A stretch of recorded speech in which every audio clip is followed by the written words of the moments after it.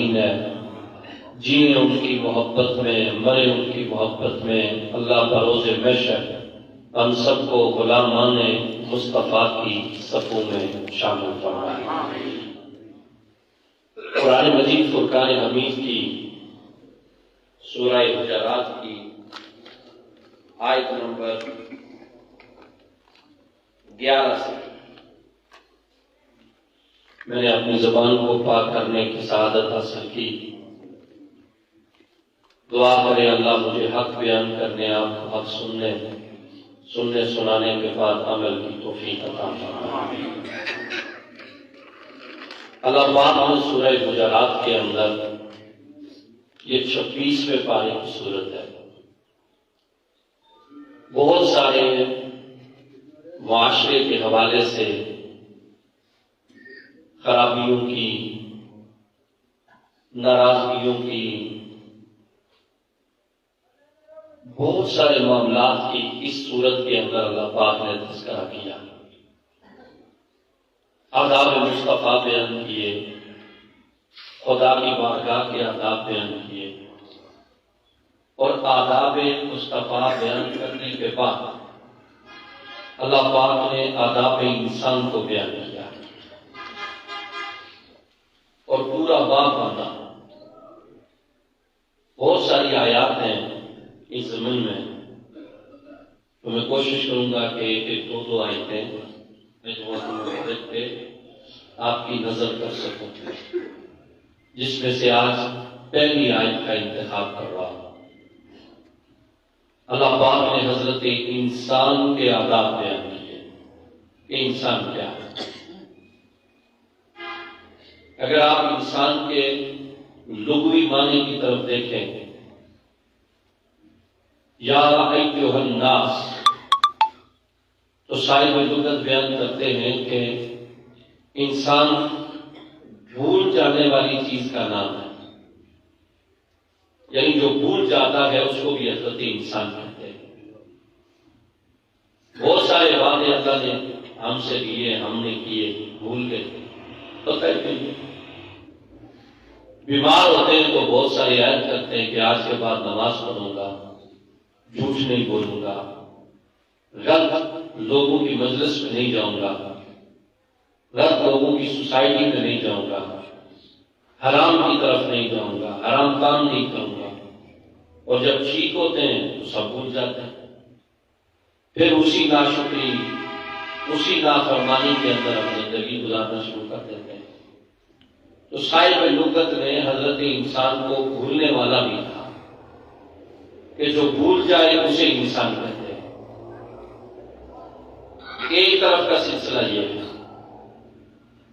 دوسری طرف کا سلسلہ یہ ہے کہ اللہ پاک اسی انسان کے بارے میں فرماتا ہے لَقَدْ خَلَقْنَا الْإِنسَانَ فِي أَحْسَنِ تَقْوِيمٍ، کہ میں نے روئے زمین کی جتنی مخلوقات بنائی ہیں، ان میں سے سب سے سونی مخلوق جو بنائی ہے وہ حضرت انسان کو۔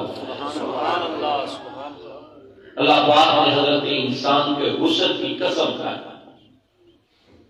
تیسری مقام حضرت انسان کا ہے۔ اللہ نے فرمایا ساری مخلوقات میں سے میں نے سب سے افضل جس مخلوق کو بنایا ہے، اشرف المخلوقات، وہ حضرت انسان کو بنایا۔ حضرت بھائی عزیز بستامی رحمۃ اللہ تعالیٰ علیہ راستے سے جا رہے تو ایک کتا بھونک رہا تھا۔ تو آپ کے جو والدین تھے انہوں نے یہ سوال کیا کہ حضرت آپ بتا سکتے ہیں یہ کتا کیا کہہ رہا ہے؟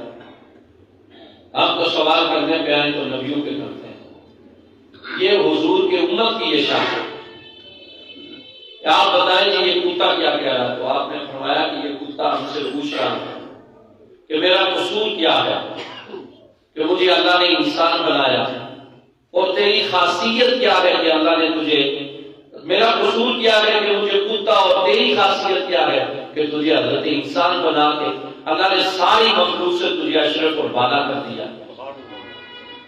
لیکن وہی کتا پلٹ کے کہتا ہے افضل تو ہے، لیکن تو دیکھ کہ میرا مالک مجھے ایک روٹی ڈالتا ہے، ساری رات اس کے دروازے پہ کھڑے ہو کر میں اس کے در کی رکھوالی کرتا ہوں، اس کے مال بھی کرتا ہوں۔ یہ جو بکروال لوگ ہوتے ہیں نا، جن کے پاس یہ بکریاں ہوتی ہیں، یہ جو ابھی سردیوں میں ادھر پنجاب کی طرف جاتے ہیں اور گرمیوں میں کشمیر کی طرف جاتے ہیں، تو انہوں نے بھی کتے پال رکھے ہیں۔ ان کے کتے کی یہ خاصیت ہوتی ہے کہ یہ رات کو جہاں پہ پڑاؤ کرتے ہیں یہ سو جاتے ہیں، اور پوری رات ان کا کتا بیٹھ کے پورے لیبر جو بکریوں کا ہوتا ہے اس کی رکھوالی کرتا ہے۔ جرت نہیں ہوتی کسی چیز کی بھی کہ وہ بکریوں کی طرف آئے، وہ ایک کتا رکھوالی کرتا ہے۔ تو حضرت بھائی عزیز فرماتے ہیں وہ مجھ سے کہہ رہا تھا کہ میرا قصور کیا ہے کہ کتا ہوں، تیری خاصیت کیا ہے کہ تو انسان ہے، لیکن اتنا بتا دے کہ میرا مالک مجھے ایک روٹی ڈالتا ہے تو میں بدلے میں پوری رات اس کے دروازے پہ کھڑے ہو کر گھومتا ہوں، جاگتا رہتا ہوں، اور میرا مالک مجھے 10 قسم کے کھانے دیتا ہے، اور تیرے پاس اتنا وقت نہیں ہے کہ تو 10 منٹ نکال کے اس کی بارگاہ میں آ کے 5 وقت نماز کی پابندی کر سکے۔ تو کیسا انسان ہے، اتنی ناشکری، اتنا ہی بھول گیا ہے کہ جس نے تیرے حسن کی قسم کھائی اسے ہی بلا بیٹھا ہے۔ اللہ پاک نے اس آیت کے اندر فرمایا، اب آداب انسان بیان ہیں، آپ کے اور میرے آداب ہیں، اگر سمجھ سکیں تو سمجھ لیں، نہ سمجھے تو پھر نصیب اپنا اپنا۔ اللہ پاک نے فرمایا یا ایھا الذین آمنوا، صاحب ایمان لوگوں سے اللہ نے خطاب کیا، اے ایمان والو، لا یسخر قوم من قوم، فرمایا کسی مومن کو اجازت نہیں ہے کہ وہ اپنے دوسرے مسلمان بھائی کا مذاق اڑائے، کسی کو اجازت نہیں ہے لا یسخر، وہ کسی کا تبصر اڑائے، مذاق کرے کسی اپنے مسلمان بھائی۔ یہ کون کہہ رہا ہے؟ اپنے اللہ جینا نہ سوچنا چاہیے۔ یہ کون کہہ رہا ہے؟ اللہ فرما رہا ہے۔ کس کے بارے میں کہہ رہا ہے؟ ہمارے بارے میں کہہ رہا ہے۔ اور آپ اندازہ لگائیں کہ خدا ہو کر آداب انسان بیان کر رہا ہے کہ لا یسخر قوم من قوم، کہ کوئی مومن اپنے کسی دوسرے مسلمان بھائی کا مذاق نہ اڑائے۔ آگے ترجمہ سنیں، کیوں نہ اڑائے؟ اچھا صرف مردوں کو ہی حکم نہیں ہے، کوئی مرد مومن دوسرے مرد مومن کا مذاق نہ اڑائے، یہ مرد کے لیے نہیں ہے۔ آگے قرآن کہتا ہے وَلَا نِسَاءٌ مِّن نِسَاءٍ، اور کسی عورت کو بھی اجازت نہیں ہے کہ وہ کسی دوسری عورت کا مذاق اڑائے۔ اب وجہ کیا بیان کی اللہ پاک نے؟ وجہ بیان کی عسیٰ ان یکن خیرا منہن، فرمایا کیا پتا کہ جس کا تم مذاق اڑا رہے ہو، جس کو تم اپنے سے کمزور سمجھ رہے ہو، جسے اپنے سے کم تر سمجھ رہے ہو، کیا پتا کہ عسیٰ ان یکن خیرا منہن وہ خدا کی بارگاہ میں تم سے اعلیٰ بھی ہو، تم سے بالا بھی ہو۔ جسے تم کمزور سمجھ رہے ہو وہ خدا کی بارگاہ میں اعلیٰ۔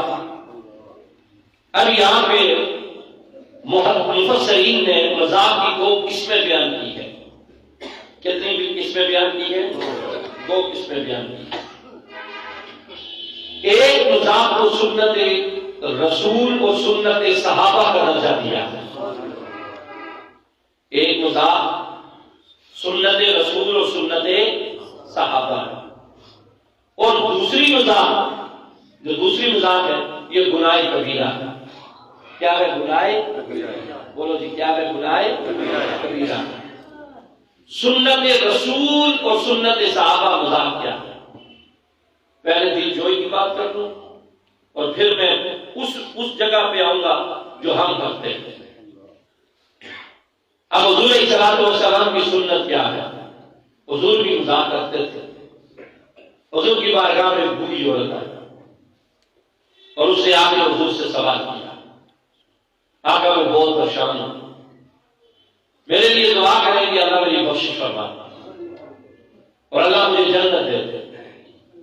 اچھا میرے آقا حضور صلی اللہ علیہ وسلم نے دیکھا کہ یہ بوڑھی تو ہے، پریشان بھی ہے، اب کیا کیا جائے کہ یہ ہنسے بھی اور اس کی دل جوئی بھی ہو اور اس کے اوپر سے غم کے آثار ختم ہو جائے. تو حضور صلی اللہ علیہ وسلم نے اس بوڑھی عورت سے فرمایا، حضور اس کی حالت تو کیا نہیں ہے، میں کھڑے بس بخشش کی دعا کرا اللہ کی جنت ہے، بوڑھی تو جنت میں جیسے ہیں. یہ حضور نے فرمایا کہ بوڑھے جنت میں جائیں گے. اچھا جب اس نے سنا کہ بوڑھے جنت میں نہیں جائیں گے تو وہ تھوڑی اور پریشان ہو گئی. تو اس نے حضور سے بلا کے پھر سوال کیا. وہ حضور سے کہنے لگی اگر بوڑھے جنت میں جائیں گے تو بڑھا گیا اس میں کدھر جاؤں گی. تو میرے آقا حضور صلی اللہ علیہ وسلم نے فرمایا پریشان نہ ہو، میں نے اس لیے تجھ سے کہا کہ بوڑھے جنت میں نہیں جائیں گے، قیامت والے روز کوئی بوڑھا ہوگا ہی نہیں. اللہ سب کو جوان بنا کے اٹھائے گا، تو جب جوان بنا کے اٹھائے گا تو اللہ سب کو جنت بھی عطا فرمائے گا. اللہ سب کو جنت عطا فرمائے گا. تو آپ دیکھیں کہ مزاج بھی کیا، دل جوئی بھی کی اور اسے جنت کی بشارت بھی عطا فرمائے. سبحان اللہ سبحان اللہ. یعنی اس سے مراد یہ نہیں ہے کہ آپ کسی کے ساتھ اس کی دل جوئی کرنے کے لیے، خوش کرنے کے لیے جھوٹ بول کے مذاق کریں. جھوٹ کی اجازت نہیں. مذاق کریں لیکن سچ ہو اور اس کی دل جوئی ہو. اگر کوئی بندہ پریشان ہے تو آپ اس کی پریشانی کو دور کریں سچ کہہ کے، لیکن مذاق میں کہیں تو اس سے خدا بھی راضی ہوتا ہے، خدا کا مصطفیٰ بھی راضی ہوتا ہے. حضور کے ایک صحابی ہیں، حضور کی بارگاہ میں آئے، آپ عرض کرنے لگے آقا میرے امی ابا آپ پہ قربان ہو جائیں، مجھے اونٹ چاہیے. حضور صلی اللہ علیہ وسلم نے فرمایا، حضور نے یہ بھی نہیں فرمایا، ایسا کبھی نہیں ہو سکتا تھا. صحابہ جانتے تھے یہ واحد بارگاہ ہے جہاں سوال کرو تو خالی پتہ نہیں تھا.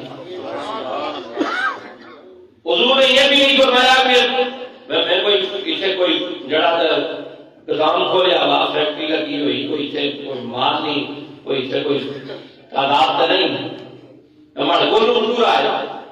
حضور علیہ السلام نے دیکھا پریشان ہے تو حضور علیہ السلام نے ان کی طرف دیکھ کے فرمایا کہ اچھا اس طرح کرتے ہیں تجھے میری اونٹنی کا بچہ دے رہا. اس نے کہا حضور میں اونٹنی کا بچے ہی کھڑی کر سکتا، اس کی پالساں بڑا اسی کہا دل میں ہے بھائی اور ایسا ہوتا بڑھا گیا اسی. اچھا میرے حضور علیہ السلام نے اس کی طرف دیکھ کے فرمایا پہلے تو مذاق کی کہ اس کا دل جڑے اور دل جوئی ہو، اور مذاق کرنے کے بعد حضور علیہ السلام نے فرمایا ہم تجھے اونٹ تو دیں گے، چاہیے کیوں؟ حضور سواری کے لیے. فرمایا چلو ہم تجھے اونٹ دے دیتے ہیں تو پگلے یہ بھی تو سوچ کہ جو بڑا ہے وہ بھی تو کسی کا بچہ ہی ہے، وہ بھی تو کسی کا بچہ ہی ہے جو تجھے دینے لگا. اب کمال کیا تھا؟ جھولی بھی بند دی، غم بھی دور کیا، پریشانی بھی ختم ہو گئی، دل جوئی بھی کر دی. عرض کرنے لگا آقا میرا خاندان نام مصطفیٰ پہ قربان ہو جائے. یہ مذاق سنت رسول ہے، ایسے کرو تو سنت رسول ہے. حضور کی بارگاہ میں ایک صحابی تھے، ان کا نام حضرت ظاہر تھا رضی اللہ تعالیٰ، حبشہ کے رہنے والے تھے، کالا رنگ تھا ان کا. تو وہ حضور کو آ کے جب بھی دیکھتے کہ حضور پریشان ہے تو وہ کوئی ایسی بات کرتے کہ حضور مسکرانا شروع کر ہنستے حضور. اچھا ایک تو ہے نا کہ حضور کسی کی دل جوئی کرے، صدقے نہ جاؤں اس صحابہ کی عظمت پر کہ جو دل جوئی بھی کرے تو کاری کرنے والے مصطفیٰ کی کرے. حضور کو مسکرائیں، حضور کو ہنسی دیں، خوش کریں. ایسے بھی تو صحابہ تھے. حضرت ذاکر نام تھا. آج کرنے لگے کوئی نہ کوئی بات حضور سے ایسی کرتے کہ حضور خوش ہو جاتے. ایک روز مدینے کے بازار میں آپ کھڑے تھے، حضرت ذاکر مدینے کے بازار میں کھڑے تو حضور پیچھے سے گئے اور حضور نے بازار کے اندر جا کر ان کی دونوں آنکھوں کے اوپر اس طرح کر کے ہاتھ رکھا. اچھی دبائی میں حضور بازار کے اندر اچھیوں پر ہاتھ رکھی. حضور نے آنکھیں دبا کے حضور نے فرمایا، حضور علیہ السلام نے فرمایا او مدینے کے لوگوں اگر کوئی بدبو خریدے تو مصطفیٰ بازار میں کھڑے ہو کر اس کو بیچنے کے لیے آیا. حضرت زاہد فرماتے قسم رب کعبہ کی مجھے خوشبو مصطفیٰ، مجھے حضور کی خوشبو آئی، حضور کی آواز سنی۔ اب پتا کیا کرنے لگے حضرت زاہد نے کیا وہ پیچھے ہو کے حضور نال اور چھوڑو، اور پیچھے حضور نال چھوڑو، مڑا جسم حضور نال اور ٹکرایا، اور ٹکرایا، مجھے حضور کے جسم پاک کی وہ معطر خوشبو ملے، مجھے اس خوشبو سے ایک حدیث یاد آ گئی۔ ام المؤمنین کی بارگاہ میں ایک عورت آئی اور اس نے آپ حضور کی بارگاہ، حضرت ام المؤمنین کی بارگاہ میں عظیم پیش کی ہے، مڑی بچی کی شادی، میں کوئی تحفہ دیو، میں کوئی چیز دیو جڑی میں اپنی بچی کی دیا۔ یہ حضور کا ہی معمول نہیں تھا، حضور کے گھر کا ماحول بھی ایسا تھا، کوئی اگر آ جاتا تو اسے خالی نہیں اٹھایا جاتا۔ یہ حضور کے گھرانے کا معمول پاک تھا۔ اب حضور اکرام السلام کے گھر کا ماحول ہے، ام المؤمنین نے فرمایا تو ایک شیشی لے کے آ، وہ ایک شیشی لے کے آئی، شیشی لے کے آئی تو انہوں نے اندر گئی، اس شیشی میں حضور السلام کا پسینہ پاک جمع کر کے رکھا ہوا، تو انہوں نے حضور کا وہ تھوڑا سا پسینہ اس کو شیشی میں ڈال کے دیا، فرمایا لے جا اپنی بچی کو بارگاہ مصطفیٰ کا تحفہ ہماری طرف سے دے دے۔ اب یہ بات توجہ سے ذرا سنی ہے، یہ نسل تک نسل یہ سلسلہ چلتا ہے۔ انہوں نے جا کے اپنی بچی کو 3 مقامات ہیں جہاں پہ حضور کا پسینہ لگا تھا، شادی والے لوگ، یہ دائیں بازو کی اس جگہ پہ، بائیں بازو کی اس جگہ پہ، اور پیشانی ماتھے کی اس جگہ پہ حضور کا پسینہ مبارک لگا خوشبو کے لیے۔ یہ پسینہ مبارک ان کو لگا، ان کی شادی ہو گئی۔ شادی کے بعد اللہ نے ان کو ایک بیٹی عطا کی۔ وہ بیٹی جب بازار کو محلے کی گلیوں میں جب گھومنے جاتی تو اس بیٹی کے جسم سے ایسی خوشبو آتی کہ اس محلے کی گلیاں اس خوشبو سے آباد ہو جایا۔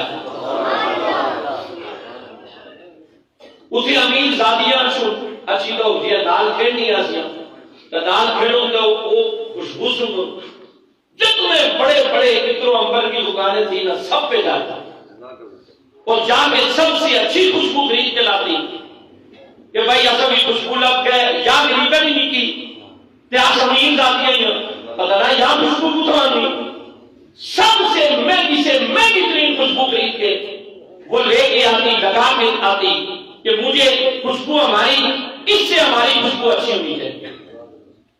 جب تھک گئی نا خرید کے تو ایک روز اس بچی کو پاس بٹھا کے کہنے لگی، اوے ہمارے محلے کی رہنے والی غریب کی بیٹی، ذرا بتا تو صحیح تو یہ خوشبو کہاں سے لگا کے آتی ہے؟ اس نے کہا میں قسم کھا کے کہتی ہوں میں نے آج تک خوشبو لگائی ہے۔ اس نے کہا تو کہتی ہے خوشبو نہیں لگاتی، تو جس گلی سے گزرتی ہے پوری گلی خوشبو والی ہو جاتی ہے۔ اب اگلے لفظ سننا جو اس بچی نے کہے، محبت مصطفیٰ اگر سینے میں ہوئی نا جھوم جاؤ۔ اس بچی نے لفظ کہا پلٹ کے ان سے، اس نے کہا مجھ سے پوچھتی ہو خوشبو کہاں سے لگائی ہے؟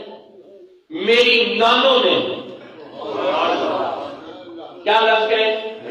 میری نانوں نے بارگاہ مصطفیٰ سے ہمارے نجبال آقا کا پسینہ میری اماں کو لگایا۔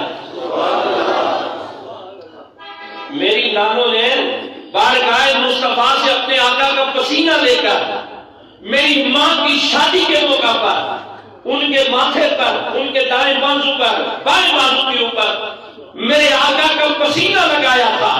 قسم رب کعبہ کی میں نے آج تک خوشبو نہیں لگائی۔ یہ حضور کے پسینے کا کمال ہے کہ جو میرے جسم کو بھی اتنا امبر کر کے معطر کر رہا ہے۔ تو یہ کمال ہے حضور کی بارگاہ کا۔ تو اب یہ جو صحابی ہیں بازار کے اندر کھڑے ہیں، انہوں کی ان کی کو حضور کی خوشبو آئی، خوشبو آئی، حضور کی آواز آئی، تو یہ حضور کے ساتھ اور پیچھے ہو کے حضور کے جسم کے ساتھ مست اور لال کرو کہ حضور بڑے بارے چھوڑ کر رہا ہوں، کالے رنگ والے افشا کے لینے والے حضور نے آنکھوں پہ اس طرح کر کے ہاتھ رکھا ہوا دبا کے حضور نے فرمایا مدینے والوں کو بدو کی نہ حاصل نہیں آئے، اگر جس نے خریدنا ہو آپ سے لے لے۔ اب یہ پلٹ کے حضور کو جواب دیتے ہیں، ارے یا رسول اللہ ہمارے ماں باپ قربان ہو جائے۔ آقا یہ بے قیمت انسان ہے، یہ بے قیمت انسان ہے، نہ اس کا رنگ ہے، نہ اس کا خاندان ہے، نہ اس کے پاس مال ہے، نہ اس کے پاس برادری ہے، نہ اس کا کوئی کنبہ قبیلہ اس کا کوئی بڑا ہے۔ حضور ہمیں کوئی خریدنے نہیں آئے گا۔ میرے آقا نے انہیں پلٹا کے نہ اپنی طرف کیا، سینے کے ساتھ لگایا، فرمایا ان سے نہ پوچھ تیری قیمت کیا ہے، تو بازار مصطفیٰ میں بکا ہوا میرا غلام۔ ان سے نہ پوچھ، ہم سے پوچھ تیری قیمت کیا ہے۔ تیری قیمت یا میرا خدا جانتا ہے یا کالی کملی والا مصطفیٰ جانتا ہے۔ تو حضور مذاق بھی کرتے تھے اور دل جوئی بھی کرتے تھے۔ حضور کسی کے ساتھ اگر مسکرانے کی بات کرتے تھے تو اس کا دل نہیں توڑتے تھے۔ یہ کیا تھا؟ یہ وہ تھا کہ جو سنت رسول بھی ہے اور سنت صحابہ بھی ہے، سنت رسول بھی ہے اور سنت صحابہ بھی ہے۔ ایک مذاق کی قسم یہ ہے اور دوسری مذاق کی قسم کیا ہے؟ دوسری کیا ہے؟ دوسری قسم یہ ہے، فرمایا یا ایھا الذین آمنوا لا یسخر قوم من قوم، اور پھر عورتوں کے لیے بھی فرمایا ولا نساء من نساء عسى ان يكن خيرا منهن۔ فرمایا سن لو، یہ خدا آداب انسان سکھا رہا ہے۔ فرمایا ایک تو میرے مصطفیٰ کی سنت ہے، میرے مصطفیٰ کے صحابہ کی سنت ہے، اور ایک تم سے کہہ رہا ہوں کہ بھول کر ایسی مذاق کسی کے ساتھ نہ کرنا کہ دل سے دل جڑے نہیں بلکہ دل ٹوٹ جائے۔ تو ایسی مذاق کرنے والا بندہ وہ کس گناہ کے اندر مرتکب ہوگا؟ وہ کون سا گناہ ہے؟ فرمایا جو بندہ اپنے مسلمان بھائی کی تذلیل کرے، اسے ڈیگریڈ کرے، اسے کمزور سمجھے، اسے اپنے سے کم تر سمجھے اور اسے حاصل کسے، یہ گناہ عام گناہ نہیں ہے، یہ گناہ کبیرہ ہے۔ یہ گناہ کبیرہ ہے۔ اگر کوئی بندہ کسی کا دل توڑے گا، کسی کا ایسا مذاق کرے، وہ اسے اپنے سے کمزور سمجھے، کم تر سمجھے، اور اسے بازار میں جاتے ہوئے آوازیں کسے، وہ اسے برادری کا تانا دے، وہ اسے غربت کا تانا دے، وہ اسے اپنے سے کمزور سمجھ کے اسے نازیبا الفاظ کہے، تو سنو حضور کی حدیث کہتی ہے کہ کوئی بندہ اگر ایسے کرے گا تو وہ مت سمجھے کہ یہ عام گناہ ہے، یہ گناہ کبیرہ ہے۔ جس گناہ کی معافی جب تک سچے دل سے توبہ کر کے بندہ خدا کی بارگاہ میں معافی نہ مانگے، اس وقت تک خدا معاف نہیں کرے گا، چاہے وہ لاکھ نمازیں پڑھے، لاکھ سجدے کرے، خدا اس وقت معاف کرے گا جب وہ دل سے، صدقے دل سے ایسی توبہ کرے کہ ایسی توبہ جسے توبۃ نصوحہ کہتے ہیں کہ آج کے بعد میں گناہ کی طرف پلٹ کے بھی نہیں دیکھوں گا، فرمایا تب معاف ہوگا۔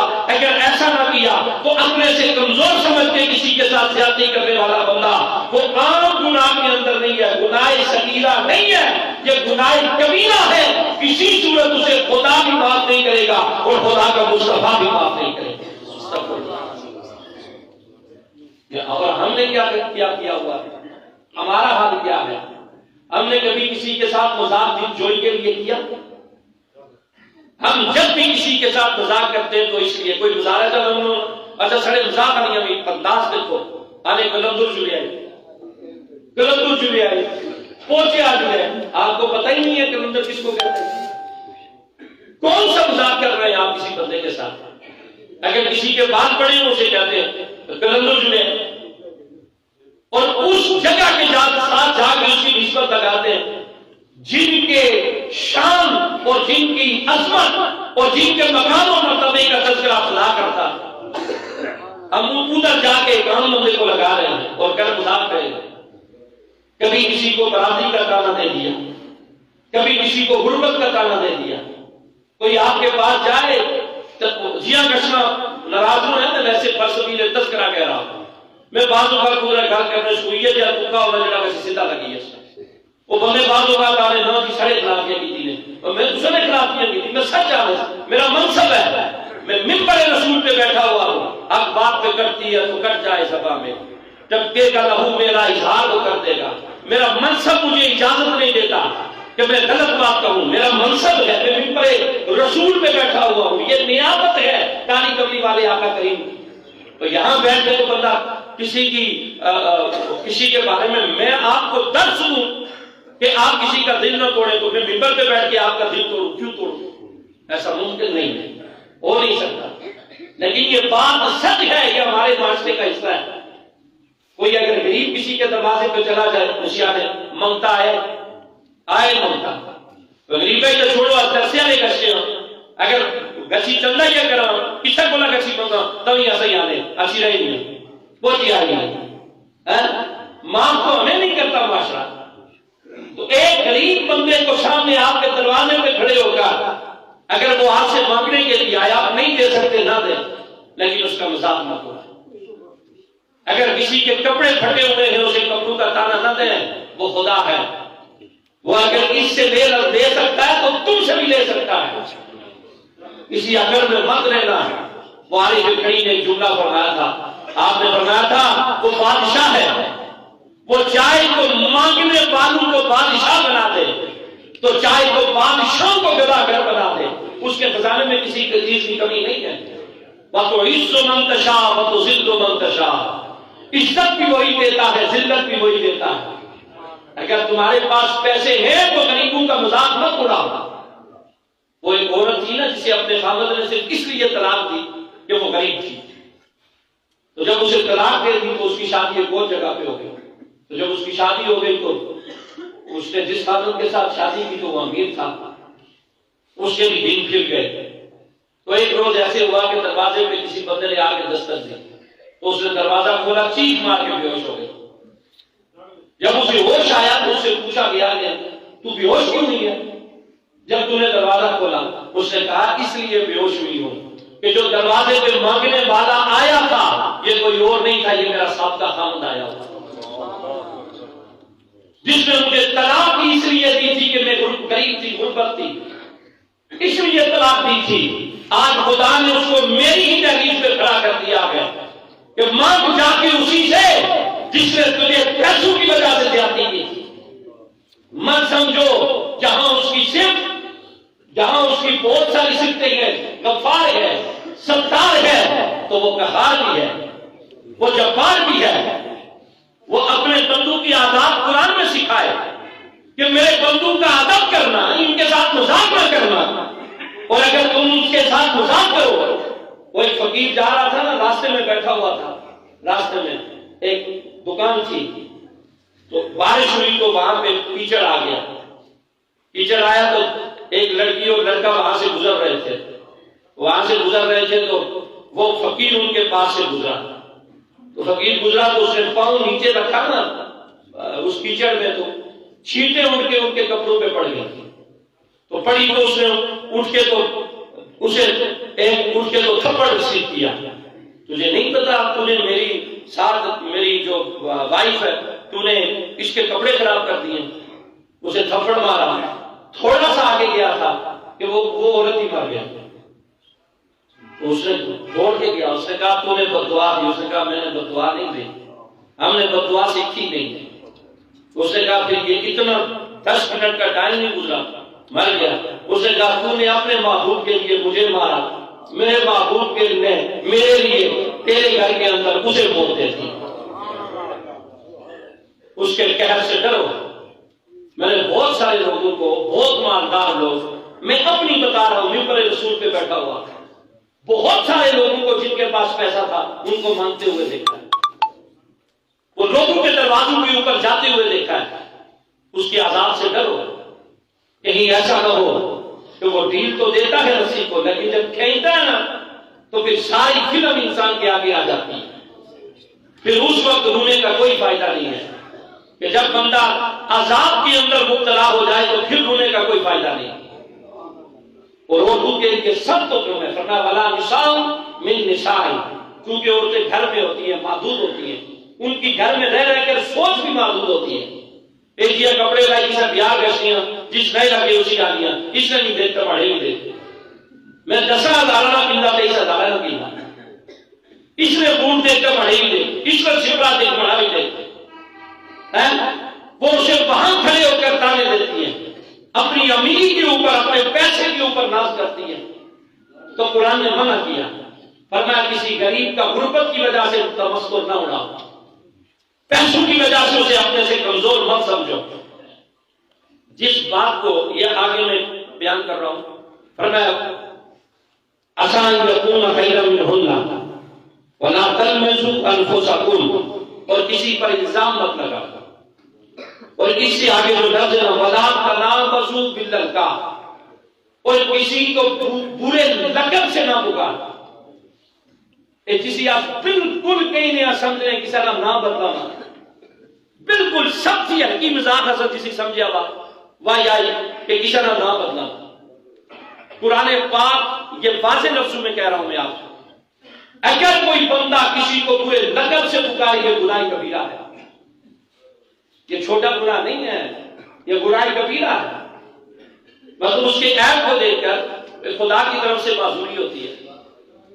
اگر کسی بندے نہیں آتی پھری ہو تو اسی کوئی بندہ سڑے لوگ آگے پی رہا ہے، کسی بندے نہیں اگر لات نہیں ٹھیک کرا بھی اسی آگے لگ رہا ہے، کسی بندے کے اگر اس کی آنکھ ہی نہیں ہے اسی آگے کھانا ہے۔ قرآن نے منع کیا میرے بھائی، آپ کدھر پھر رہے گئے؟ جو نام جن کے نام خدائی صفت میں آتے ہو اور حضور کے نام کے اوپر رکھے ہو، آپ کو بولا ایک بندے کا نام ہے اکرم، تو اسی آنے اس نے نہ یہ بتایا اکرام ہوا ہے۔ اب اکرم کس کو کہتے ہیں؟ رسول اکرم صلی اللہ علیہ وسلم، اتنا باکمال نام ہے، ہم اس کو بگاڑ کے رکھ رہے ہیں اور پھر کہتے ہیں اور نماز سے وہ پہلی سبق کرتے ہیں تسبیح شریعہ طریقہ نہیں ہے، نہیں ہم سے بڑا متقی زمانے تو دکھتا ہی نہیں ہے۔ ادرے کشیاں تو سڑی تسبیحیں ٹوڑی لگی ہے تو یہ پتا نہ کہ مزار تسکری سے کیا ہے، ہماری تسبیح نہیں رکتی۔ مت کسی کے نام کو برا کہو، مت کسی کا نام تبدیل کرو، مت کسی کو برے القاب سے پکارو۔ قرآن نے منع کیا، فرمایا ولا تنابزوا بالالقاب، کسی کو برے لقب سے مت پکارو۔ اگر ایسا کرو گے تو یہ گناہ کبیرہ کے زمرے کے اندر آتا ہے۔ اور یہ جو پیچھے پوری داستان میں نے آپ کے سامنے رکھی ہے وہ داستان کیوں ہے؟ فرمایا اگر ایسا عمل کرو گے تو یہ تکبر کے زمرے میں آئے گا، اور تکبر پتہ ہے کس کو کہتے ہیں؟ یہ خدا کی چادر کا نام ہے، حدیث کے الفاظ ہیں تکبر اور غرور یہ خدا کی چادر کا نام ہے، اور اگر کسی بندے نے خدا کی چادر کو ہاتھ ڈالا، حضور فرماتے گویا اس نے اللہ کے ساتھ جنگ کا اعلان کیا۔ یہ اتنی سخت بیماری ہے تکبر اور غرور، منع کیا شریعت مصطفیٰ نے کہ اس بیماری کے اندر نہ جاؤ۔ حضور نے کیوں فرمایا گاڑی والا بندہ پیدل والے کو سلام میں پیر کرے، پیدل والا بیٹھنے والے کو سلام میں پیر کرے؟ اس کا راز کیا تھا؟ صحابہ نے پوچھا حضور یہ کیوں ہے کہ گاڑی والا پیدل والے کو، پیدل والا بیٹھنے والے کو سلام میں پیر کرے؟ حضور نے فرمایا اس لیے کہ خدا ان کے اندر سے غرور ختم کروانا چاہتا ہے، کیونکہ خدا کو غرور پسند نہیں، تو اس لیے خدا چاہتا ہے جس کے سینے میں میرا مصطفیٰ رہتا ہو وہ جہنم کی طرف نہ جائے، ہم اسے جنت کا وارث بنانا چاہتے ہیں۔ میں اگلے جمعے میں یہاں سے آگے لے کے چلوں گا اور آخری ایک حضور کے صحابہ کی بات کہنے لگا۔ حضرت علی المرتضیٰ رضی اللہ تعالیٰ عنہ کا یہ معمول بات تھا کہ وہ سلام میں پہل کرتے تھے، تو سلام میں پہل کرتے تو ایک روز سیدنا صدیق اکبر ایک چوراہے کے اندر بیٹھے اور ادھر سے حضرت علی آئے، وہ آ کے کھڑے ہو گئے اور انہوں نے سلام نہیں کیا۔ حضرت صدیق اکبر کے اندر بات چھپ گئی کہ علی کا معمول بھی ہے کہ سلام کر دے، اور پھر شریعت نے حکم بھی دیا ہے کہ سلام میں پہل کرے، تو انہوں نے کیوں نہیں کیا؟ انہوں نے حضور سے جا کے پوچھا تو حضور نے حضرت علی سے پوچھا کیوں نہیں کیا؟ حضرت علی عرض کرتے آقا آج رات میں نے خواب دیکھا، جنت کا محل تھا، باہر وہ دربان کھڑے تھے، میں نے ان سے پوچھا کہ یہ محل کس کا ہے؟ کہنے لگے یہ اسے ملے گا جو سلام میں پہل کرے گا۔ تو آپ نے کیوں نہیں کیا؟ حضرت علی آنکھوں میں آنسو آ گئے، عرض کرنے لگے اس لیے نہیں کیا، میں نے کہا صدیق اکبر علیہ السلام میں پہل کر دے تاکہ جنت والا محل میرے بھائی صدیق اکبر کو ملے۔